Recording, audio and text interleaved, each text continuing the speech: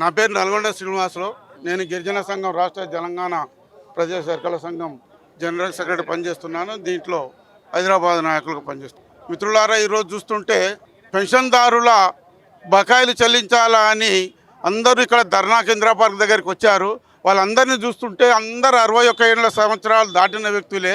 అయితే వాళ్ళని చూస్తుంటే వాళ్ళ మన్మలను ఏలు పట్టుకొని నడిపించే వయసు ఉన్న వాళ్ళు ఈరోజు మా బకాయిలు చెల్లించాలా అని ప్లే కార్డు పట్టుకొని ఈరోజు హైదరాబాద్ నడిగడ్డల చేస్తున్నారంటే చాలా దురదృష్టకరం, విచారకరము. ఈ ప్రభుత్వానికి సిగ్గుచేటు. మాకు అనిపిస్తుంది అది 20 నెలల్లోనూ 26 మంది అమాయకంగా ఉన్న జనాలు, ఉపాధ్యాయులు, పెన్షన్దారులు అందరూ చనిపోయారు. ఈ గోడ ఎవరు తగులుతుంది నాకు అనిపిస్తుంది. అరే, ఈ గోడు మొత్తం ఆ పిల్లలు మొత్తం ఏమనుకుంటారు ఈ గవర్నమెంట్ అంటే, అరే ఏమి మిగిలేరో కన్నీర మిగిలేరా, ఏమి మిగిలేరో కన్నీర మిగిలేరా. 20 మంది ఉపాధ్యాయ సోదరులు మొత్తం పెన్షన్దారులు గుండె అయిపోయి చిర్రు బిడ్డ. మళ్ళీ వాళ్ళ పిల్లల ఉసురు, వాళ్ళ భార్య ఉసురు ఎవరికి తగలాలి? అరే ఏమి తగలని మా ఉసురు తగలని, ఏమి తగలని మా గోడు తగలని. ఇట్లా పెన్షన్దారుల గురించి కొట్లాడిన సందర్భాలు ఎప్పుడు కనవలేదు. ఏ ప్రభుత్వంలో కూడా కనవలేదు.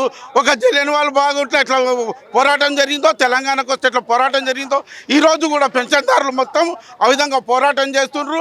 ఏమన్నా మేము ముఖ్యమంత్రిని అడిగితే నన్ను కోసుకున్నా ఏమీ లేదంటున్నావు. ఒక ఇంటి యజమాని ఎప్పుడైతే పిల్లలకు ఆకలి అయినప్పుడు కానీ ఆయన కష్టం చేస్తాడా, కూలిపోతాడా, లేదా లాస్ట్కు కిడ్నీలు అమ్ముకొని అన్న వాళ్ళని బతుకు తెరుగు తీసుకుంటాడు. కానీ ఒక తెలంగాణకి యజమాని ఉన్న రేవంత్ రెడ్డి సార్ గారు నేను ఆ తోటి కోసుకుంటే ఏం లేదంటే, నువ్వు పరిపాలన చేయడానికి అవసరమేముంది? ఆ సీటు దిగిపో, ఇంకోరు వస్తారు, ఆ సంసారాన్ని నడుపుతారు. కానీ ఇట్లా నాకు కోసుకుంటే ఏం లేదా అనేది మాట మాత్రము చాలా తప్పు. ఆ మాట వెనక్కి తీసుకొని ఈ పెన్షన్దారులు చాలామంది ఉన్నారు. నువ్వు 700 కోట్లు ఇస్తున్నావని అది 700 మాకే అర్థం కావట్లేకపోతుంది. ఎవరికి వస్తుందో అర్థం కావట్లేదు. కాంట్రాక్టులకు వస్తున్నా ఎవరికి వస్తున్నా అర్థం కావట్లేదు. కనీసం దాన్ని పరిశీలించండి. ఈ పెన్షన్దారులకు ఇచ్చినంత మాత్రం ఏం కొంపలు మునిగేది లేదు. ఈ ఉసురు తగలదు. ఈ ఉసురు గవర్నమెంట్ తగిలితే చాలా ఘోరము, నాశనం అయిపోతుంది. వెనకటి గద్దారు అన్నాడు, రామారావు పోతే పోతివిరో రామన్న మా పేదోళ్ళ ఉసురు తగులని. మళ్ళీ నువ్వు ఆ పరిస్థితి తెచ్చుకోకుండా నువ్వు మంచివాడవని, నువ్వు ప్రజాపాలన చేస్తున్నావని మేము నమ్ముతున్నాం. ఆ నమ్మకాన్ని ఒమ్ము చేయకుండా మీరు మాకు ఈ పెన్షన్దారుల బకాయిలు చెల్లించి మాకు పుణ్యం కట్టుకుంటారని మేము ప్రజల తరఫున, మీ తరఫున, అందరి తరఫున వేడుకుంటున్నాం. ఒకవేళ మీరు చేయనట్లయితే ఈ ప్రజాస్వామ్య పద్ధతిలో ఎన్ని పోరాట రూపాలు ఉన్నాయో అన్ని పోరాట రూపాల వల్ల అలవకుండా పోరాటం చేసి మా హక్కులను సాధించుకుంటామని ఈ ప్రభుత్వానికి మనవి చేసుకుంటూ సెలవుస్తున్నాను. జై తెలంగాణ, జై పింఛన్దారుల సంఘం. మీరు ఎన్ని పోరాటాలు చేసినా ప్రభుత్వం ఎందుకు స్పందిస్తలేదని మీరు అనుకుంటున్నారు? అంటే మీతో పని అయిపోయిందా? కానీ ఇది ఏ ప్రభుత్వం అయితే పెన్షన్దారులు కానీ ఉద్యోగస్తులు కానీ చాలా చిన్న చూపు చూస్తున్నారు. ఏ పోరాటంలో కానీ, తెలంగాణ పోరాటంలో కానీ, భవిష్యత్ పోరాటంలో కానీ, జరిగే పోరాటాల్లో ఉపాధ్యాయులు, పెన్షన్దారులు, ఉద్యోగస్తులు కీలకమైన పాత్ర ఉంది. ఇది 1% 2% ఓట్లతోటి ప్రభుత్వాలు కింద పడిపోయిన పరిస్థితులు ఉన్నాయి. ఆ పరిస్థితి తెచ్చుకోకూడదు.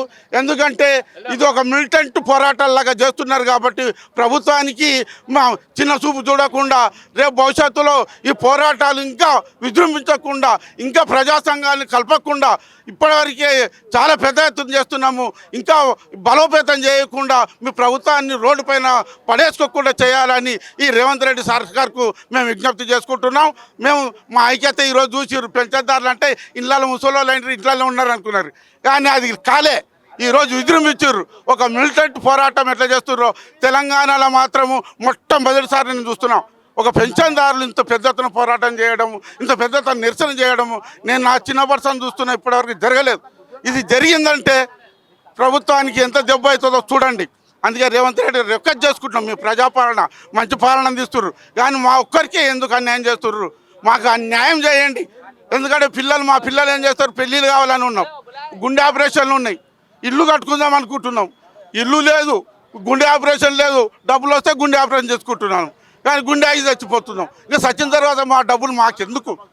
అట్లా మీరు అర్థం చేసుకొని మాకు ఇమ్మీడియట్లీ ఎవరు మాడినా కానీ మధ్యవర్తి చాలామంది మాటలు వింటున్నారు. వాళ్ళ మాట వినకుండా పెన్షన్దారులకు ఖచ్చితంగా మీరు ఇది అమలు చేసి మీ పేరు నిలబెట్టుకోండి అని నేను రేవంత్ రెడ్డి గారికి రిక్వెస్ట్ చేసుకుంటున్నాను. ఎంప్లాయీ జేఏసీ నుంచి మీ పెన్షనర్ జేఏసీ తప్పుకుంటుంది, మేము సొంతంగా వ్యక్తిగతంగా పోరాడతామని చెప్తా ఉన్నారు. ఎందుకు అట్లా? ఇదేమైందంటే ఇంతకుముందు గతంలో మన కేసీఆర్ సార్ ఉండే. కేసీఆర్ సార్ ఏ ఎంప్లాయీస్ దగ్గర రానియలే. ఆయన హుందాతనంగా ఒక పెట్టుబడిదారు వ్యవస్థ అట్లా నడిపించుకున్నాడు. మంత్రులు రానియలే, మా ఉపాధ్యాయులను ఉద్యోగస్తులను ఒక అస్సలు దగ్గర రానియాలి. కానీ ఏమైంది, ఈరోజు ఆయన వెళ్ళాడు మూలగొట్టాడు. మళ్ళీ నువ్వు అట్లా చేస్తే ఏమవుతుంది, రేపు నువ్వు కూడా వాడిపోతావు, నీ ప్రభుత్వం కూడా ఉండదు. కాబట్టి మేమేమని చేస్తున్నాము, బెదిరించుకున్నారు. అప్పుడు కేసీఆర్ ఎలా బెదిరించుకున్నాడు, ఇతను కూడా అదే లైన్లో పోతున్నారు మా ఉద్యోగస్తులు కొంతమంది. అది సాధారణ సిగ్గుసేటు ఉపాధ్యాయ సంఘాలకు. ఒక పోరాటంలో ఉన్న వ్యక్తి ముందర నాయకత్వం ఉన్న ప్రాణమైనా సరే ముందు నడవాలి. కానీ ఆయన పోయి కొద్దిగా ప్రభుత్వం కొద్దిగా దగ్గర లావాదేవీలు నిశ్చితాలకు పక్క జరుగుతున్నాడు.